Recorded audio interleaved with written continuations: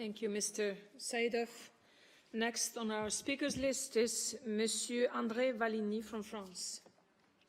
Madame la Présidente, mes chers collègues, la Convention européenne des droits de l'homme, qui nous lie tous, dispose, vous le savez, que toute personne a droit à ce que sa cause soit entendue équitablement devant un tribunal, publiquement et dans un délai raisonnable, par un tribunal indépendant et impartial établi par la loi, qui décidera notamment des contestations sur ses droits et obligations de caractère civil.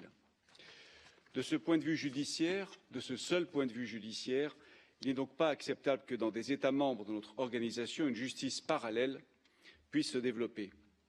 Et la déclaration du Caire, qui s'appuie sur la charia, est donc incompatible avec notre charte fondamentale.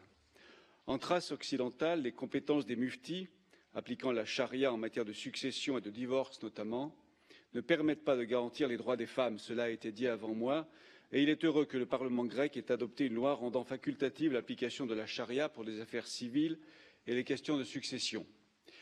Au Royaume-Uni, si le système des muftis n'est pas reconnu par la loi, heureusement, celui-ci prospère pourtant et beaucoup s'y soumettent, notamment en raison de pressions familiales ou sociales qui s'exercent sur les femmes.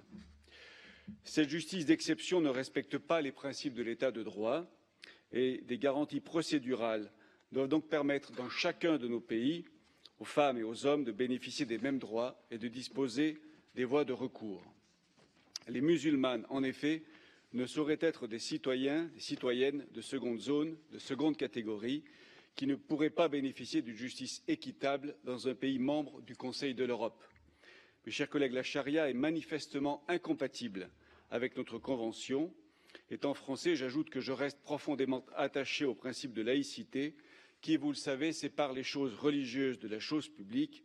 Or, la justice est par excellence une affaire publique et je ne peux donc qu'approuver le projet de résolution qui nous est proposé aujourd'hui. Je vous remercie.